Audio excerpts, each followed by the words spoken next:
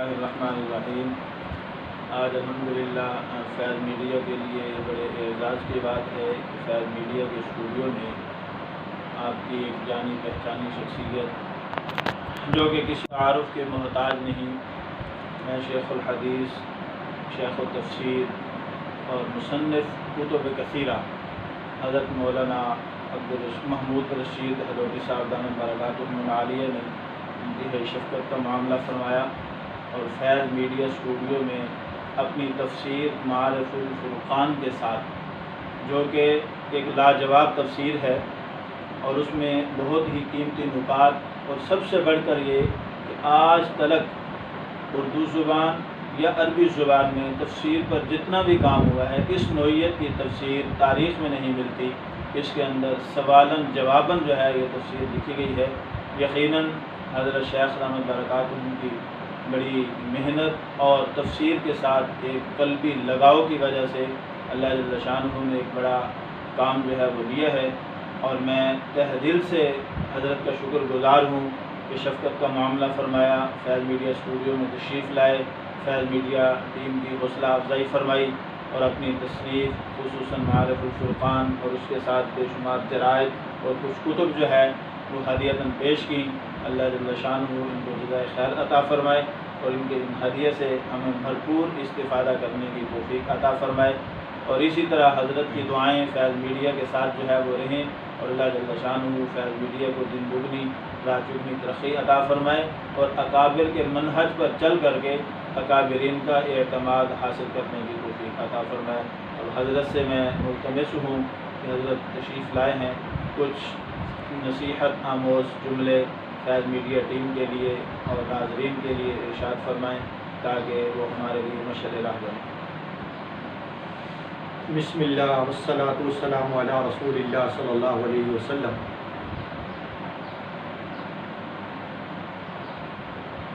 قال اللہ تبارک و تعالی ان جاءکم فاسق بنبأ فتبینوا، صدق اللہ العظیم۔ آج مجھے بڑی مسرت اور خوشی ہو رہی ہے کہ فیض میڈیا کے مرکزی دفتر میں حاضری ہوئی۔ حضرت مولانا نے ارشاد فرمایا کہ 17 رمضان کو یوم بدر کے حوالے سے کوئی ترتیب بنے، لیکن میں نے معذرت کر دی چونکہ رمضان شریف میں کچھ اس طرح کی مصروفیات ہیں کہ وقت نہ نکال سکا، لیکن آج میں نے موقع کو غنیمت جانتے ہوئے حضرت کی زیارت کرنا مناسب سمجھا کہ رمضان المبارک میں جہاں 1 روپے کا ثواب 2300 کے برابر ملتا ہے، نفل نماز کا ثواب فرض نماز جتنا ملتا ہے اور فردوں کا ثواب 70 فردوں جتنا ملتا ہے، تو وہاں پھر علماء کا دیدار اور علماء کی زیارت جو ہے اس کا ثواب اور کئی گنا بڑھ جائے۔ اور خصوصاً اس کورونا وائرس کے زمانے میں جب کہ مسلمانوں کو ہاتھ ملانے کی اجازت نہیں، ایک دوسرے کے دیدار کی اجازت نہیں، تو ایسے ماحول میں پھر اس سنت پر زیادہ عمل کرنے کی ضرورت ہے کہ رحمت دو جہاں صلی اللہ علیہ وسلم نے فرمایا کہ مسلمان جب مسلمان سے ہاتھ ملاتا ہے تو ہاتھ بعد میں چھوڑتا ہے، اللہ گناہ پہلے معاف کر دیتا ہے۔ تو اس کورونا زدہ ماحول میں ایک تو اس سنت کو بھی زیادہ سے زیادہ زندہ کرنے کا جی چاہتا ہے کہ مسلمان کے ہاتھ ملانے سے کورونا نہیں پھیلتا، بلکہ مسلمان کے ہاتھ ملانے سے اللہ کی طرف سے رحمتوں کا نزول ہوتا ہے۔ اور دوسرا کہا جا رہا ہے سوشل ڈسٹینسنگ، دور سے دور رہو ایک دوسرے سے۔ بھائی نہیں، اللہ تعالیٰ نے مسلمان کے لیے جو ترتیب رکھی ہے وہ اجتماعیت میں رکھی ہے، انفرادیت میں نہیں۔ موج ہے دریا میں بیرون دریا کچھ نہیں۔ تو مسلمان کا ایک دوسرے کی زیارت کرنا، ایک دوسرے کا دیدار کرنا، قیامت کا دن ہوگا اللہ جل شانہ پوچھیں گے این المتزاورین فی، میری ذات کی خاطر ایک دوسرے کی زیارت کرنے والے لوگ کہاں؟ این المتجالسین فی، میری ذات کی خاطر ایک دوسرے کے پاس بیٹھنے والے لوگ کہاں؟ حالانکہ مولانا کو یہاں 16 سال ہو گئے، تو یہ فقیر ان 16 سالوں میں یہاں نہیں آیا، اور شاید میرا ملاقات بھی آج پہلی ہے، پہلی ملاقات ہے مولانا کی اور مولانا کے صاحبزادگان سے. تو یہ کیا ہے؟ یہ اس ماحول میں جب رسول اللہ کی سنتوں سے لاپرواہی بے اعتنائی برتے ہوئے مختلف قسم کی چیزیں بیان کی جائیں کہ یوں نہیں یوں نہیں یوں نہیں، تو پھر ہمارے جیسے لوگ پھر اس کو بالجبر کرتے ہیں کہ اس سے زیادہ رسول اللہ خوش ہوں. یہ کورونا کی بات آئی، دکھ اور تکلیف کی بات ہے. اب یہ کورونا کیا ہے؟ یہ عالمی سازش ہے. یہ کوئی وائرس نہیں ہے، یہ کوئی وبا نہیں ہے. اگرچہ میں کوئی 100-150 صفحہ اس وبا کے اوپر تیار کر چکا ہوں، اور یہ کتابی شکل میں بھی پریس کھلیں گے تو انشاءاللہ آ جائے گی. قدرتناک وبا کے نام پر احادیث موجود ہیں، اور وہ جو جالوت اور طالوت کے واقعے میں وہ جو لوگ وبا کے ڈر سے نکل گئے تھے، الوف حذر الموت، موت سے ڈر کے کہ بھائی یہ وبا آ گئی مر جائیں گے، آگے گئے وبا سے ڈر کے تو اللہ نے موت دے دی. اللہ نے فرمایا مر جاؤ. پھر ثم احیاہم، اللہ نے ان کو ایک نبی کی درخواست پر زندہ کر دیا. پھر 8 دن زندہ رہنے کے بعد پھر وہ ختم ہو گئے. اب جو لوگ تو وبا سے بچ کے آگے نکلے ان کی تو جان چلی گئی، اور جو وبا کے اندر موجود رہے اللہ نے ان کی حفاظت فرما لی. رحمت کائنات صلی اللہ علیہ وسلم نے بھی یہ ارشاد فرمایا کہ بھائی وبا والی جگہ پہ نہ جاؤ اور نہ وہاں سے نکلو. اب اس سنت پر تو عمل کرنا ضروری ہے، لیکن ہمارا یہ موقف اور مدعا پہلے دن سے یہ ہے کہ یہ وبا نہیں، یہ سازش ہے. اور اس سازش کا بانڈا پھوٹ رہا ہے کہ امریکہ چائنا کے اوپر الزام لگا رہا ہے کہ اس نے یہ وائرس جو ہے نا یہ انجینئر کر کے امریکہ میں بھیجا. اور صدر صدام حسین امریکی صدر جو تھا، انہوں نے سن 1990-91 میں اپنا ایک بیان جاری کیا جس میں باقاعدہ مولانا اس کورونا وائرس کا ذکر موجود ہے. اور پھر سن 2000 جب شروع ہوا تو اس کے بعد اس کی ویکسین کا ذکر آیا. اس کی ویکسین کون تیار کرے گا، کس ملک کو دی جائے، تو وہ اسرائیل کو دینے کی بات ہے. اب اسرائیل کی طرف کوئی ساری ترتیبیں بڑھ رہی ہیں، ویکسین وہ تیار کرے گا اور پوری دنیا میں یہ ویکسین تقسیم ہوگی اور اس کو لوگ استعمال کریں گے. جازو سے اتریں گے تو پوچھا جائے گا یہ ویکسین استعمال ہوئی کہ نہیں. جس طرح گھر گھر آ کے لیڈیز پوچھتی ہیں کہ بھائی بچوں نے پولیو قطرے پیے، نہیں پیے تو جان کے لالے پڑ جائے. تو یہ سازشیں، عالمی سازشیں یہ چل رہی ہیں مسلمانوں کے خلاف کہ مسلمان تیری مسجد کی وہ قالین جس قالین پر تو سجدہ کرتا ہے، اور مدینے والی سرکار فرماتے ہیں کہ یہ سجدہ رحمان کے 2 قدموں کے بیچ میں ہو رہا ہے. اے مسلمان تیری اس قالین کے اندر وائرس آ گیا ہے، اس کو اٹھا کے باہر پھینک، یہاں کلورین کا جناب تو سپرے کر، کیونکہ کلورین کے سپرے سے جراثیم مر جاتا ہے اور تیرے سجدے کرنے سے جراثیم پیدا ہوتے ہیں. مسلمان تیرا ہاتھ ملانے سے اللہ تعالیٰ تیرے گناہوں کو معاف کر دیتا ہے، مگر آج تجھے یہ کہا جا رہا ہے کہ تیرا دوسرے مسلمان کو ہاتھ ملانے سے جراثیم پیدا ہو جائے. رسول کریم علیہ السلام کی مسجد کا کارپٹ اٹھا دو کہ اس کے اندر جناب وائرس آ چکا ہے. رسول اللہ کی روضے کی جالی کے قریب مت جاؤ، اس لیے کہ رسول اللہ کے روضے کی جالی پہ جراثیم آ چکے ہیں. اور خانہ کعبہ شریف کو بند کر دو، طواف بند کر دو، اس کے اندر اعتکاف کرنا بند کر دو، اور عمرہ معتمرین جو ہیں اس کی آمد و رفت ان کی بند کر دو، ویزے ختم کر دو، اس لیے کہ خانہ کعبہ کے اندر جراثیم آ چکا ہے. اور خانہ کعبہ کے ارد گرد جو مسجد حرام ہے اس کے اندر سے کارپٹ اٹھا دو تو اس کے اندر جراثیم ہے. اور آپ نے یہ سنا، اور حیرت والی بات ہے، پریشانی والی بات ہے، دکھ والی بات ہے، تکلیف والی بات ہے کہ جو وہاں قرآن کریم رکھے ہوئے ہیں وہ قرآن کریم ممنوع قرار دیا گیا. اب ان کو ہاتھ نہیں لگایا جائے گا اس لیے کہ اس قرآن کریم کے ساتھ جراثیم ہے. یہ تازہ ترین، یہ کیا ہے؟ یہ پوری دنیا کے اندر ایک سازش مسلمان کے خلاف چل رہی ہے. پھر آپ نے دیکھا کہ آپ کی سبزی منڈی آباد ہے، آپ کی فروٹ منڈی آباد ہے، آپ کی غلہ منڈیاں آباد ہیں، آپ کی کھانے پینے کی جو جگہ وہاں دنیا کی آمد و رفت موجود ہے. وزیروں کے اجلاس، وہ اجلاس گاہیں آباد ہیں، وزیر اجلاس کر رہے ہیں، سیاستدان اجلاس کر رہے ہیں، فوجیوں کے اجلاس ہو رہے ہیں، جرنیلوں کے اجلاس ہو رہے ہیں. وہاں کوئی کرونا وائرس حملہ نہیں کرتا. اگر کرونا وائرس حملہ کرتا ہے تو وہ مسلمان کی مسجد پہ حملہ کرتا ہے. یہ اب کہا جاتا ہے کہ جناب ڈسٹنس رکھو، 6 فٹ نمازی جو ہے کھڑا ہو. میرے نزدیک بالکل ناجائز اور حرام ہے کہ یہ رسول کریم صلی اللہ علیہ وسلم کی سنت کے خلاف ہے. حضور نے فرمایا کہ صفوں کے درمیان جو شگاف ڈالے گا وہاں شیطان وسوسہ پیدا کرے گا. تو رسول کریم تو باقاعدگی کے ساتھ صف سیدھی کرواتے تھے. رسول کریم تو صفوں کے درمیان شگاف ختم کرواتے تھے. ہمارے اکابرین آج تک جو جماعت کھڑی کرتے ہیں، آج بھی مکہ اور مدینہ میں آواز آتی ہے استووا یرحمکم اللہ، صفیں سیدھی کر لو. تو کندھے کے ساتھ کندھا، ٹخنے کے ساتھ ٹخنا، درمیان میں شگاف نہیں. مگر کیا ترتیب وہ احتیاطی تدابیر کے نام پہ بتائی گئی کہ جناب سوشل ڈسٹینس رکھو.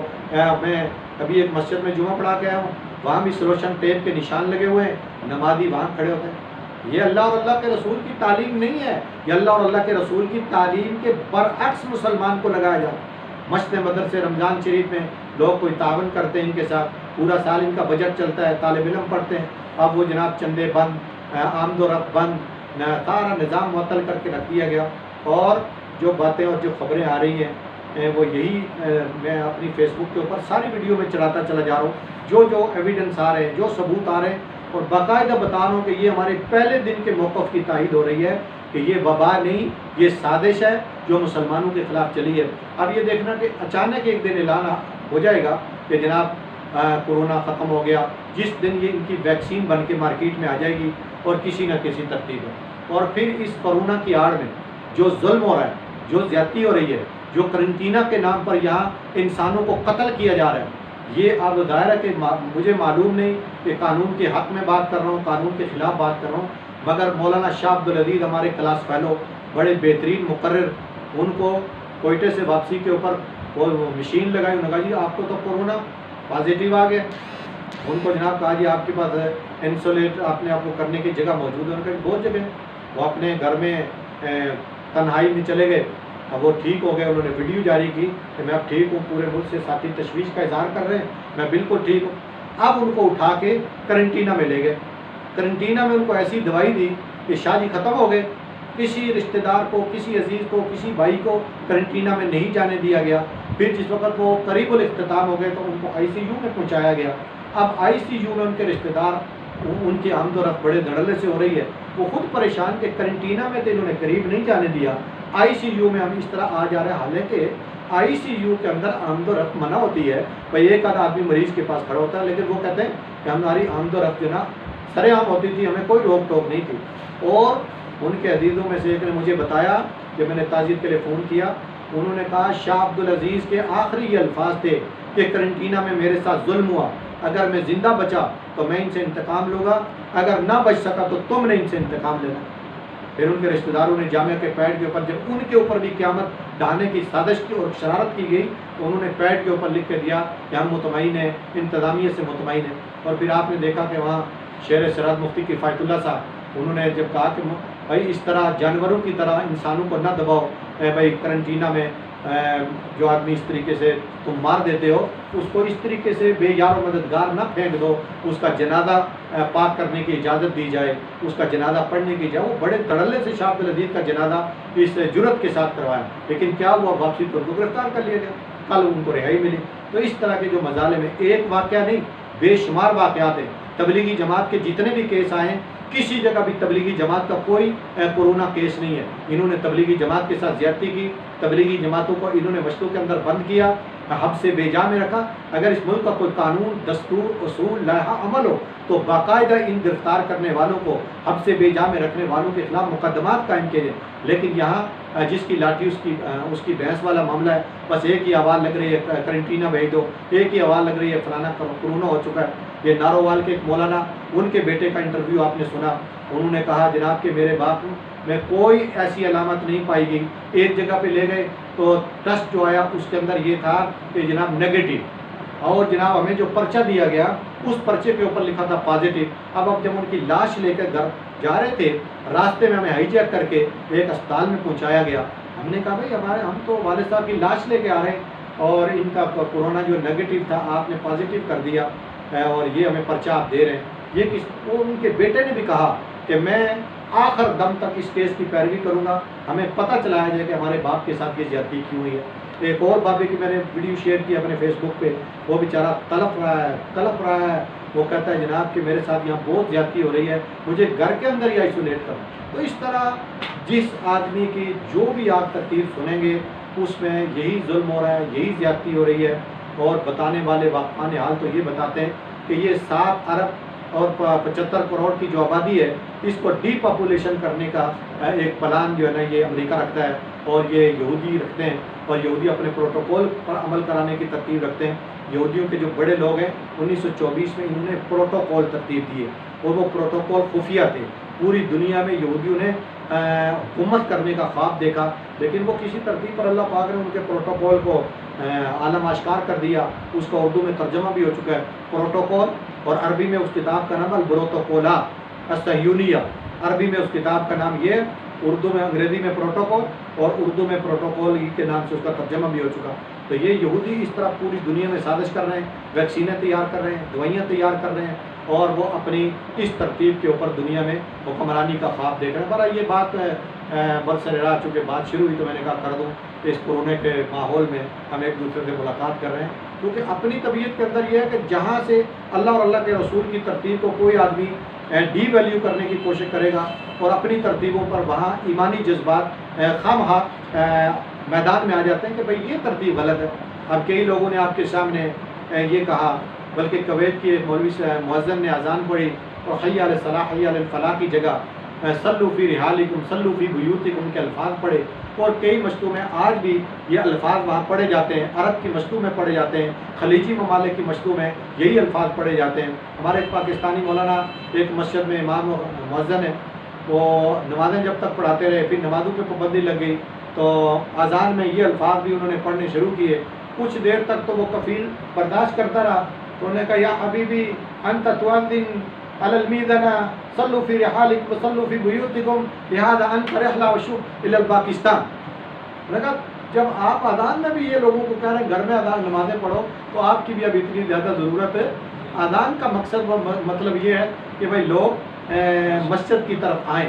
اب ہم نے رسول کریم علیہ السلام کے زمانے کی اذان میں تبدیلی کر دی، صلوا فی بیوتکم کے الفاظ ہم نے اس میں شامل کیے، حالانکہ رحمت کائنات صلی اللہ علیہ وسلم نے مدینہ النبی صلی اللہ علیہ وسلم میں اس وقت یہ اعلان فرمایا تھا لوگوں کو جس وقت وہاں کیچڑ تھا، زیادہ بارش ہوتی ہے۔ آج بھی پاکستان میں بھی بے شمار ایسے علاقے ہیں جہاں کچی جگہ، کچی مٹی، بارش ہو جاتی ہے تو لوگ اگر مسجد میں بدو بدی آنے کی کوشش کرتے ہیں، کپڑے لبڑ جاتے ہیں، کپڑے ملوث ہو جاتے ہیں، گندے ہو جاتے ہیں، کیچڑ لگ جاتا ہے، مٹی لگ جاتی ہے۔ تو آج بھی حکیم الامت مولانا اشرف علی تھانوی رحمۃ اللہ کے بشتی زیور میں بھی مسئلہ لکھا ہے کہ کیچڑ اور سخت بارش میں آدمی گھر میں نماز پڑھ سکتا ہے مجبور، لیکن ہم نے اس فرمان کو کرونے کے لیے فٹ کر کے بتایا کہ جناب اگر وہاں حضور یہ فرما سکتے ہیں تو یہاں کیوں نہیں فرما سکتے؟ تو یہ فرمان آپ کو حضور یاد نہیں رہا جس میں آتا ہے کہ اذا حضب عمر فضا الی الصلاۃ، جب سرکار کو کوئی مشکل ترین کام پیش آتا تھا فوراً نماز کی طرف متوجہ ہو جاتے تھے، مسجد کی طرف حاضر ہو جاتے تھے، بجلیاں کڑکتی تھی اور جناب گرجتی تھی تو اس وقت رحمت دو عالم صلی اللہ علیہ وسلم گاؤں میں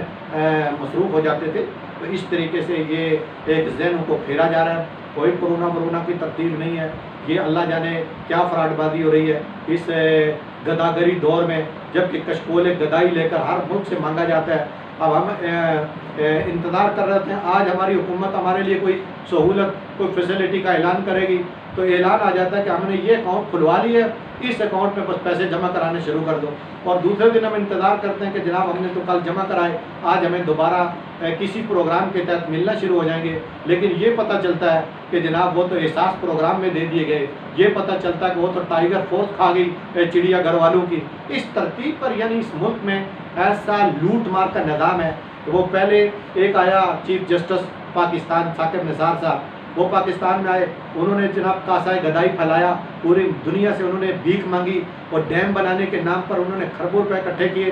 ہمارے chief of army staff general Javed Qamar Bajwa نے پتہ نہیں وہ جناب ایک پورا تھیلا بھر کے وہاں جا کے جمع کرایا، چیک جمع کرایا۔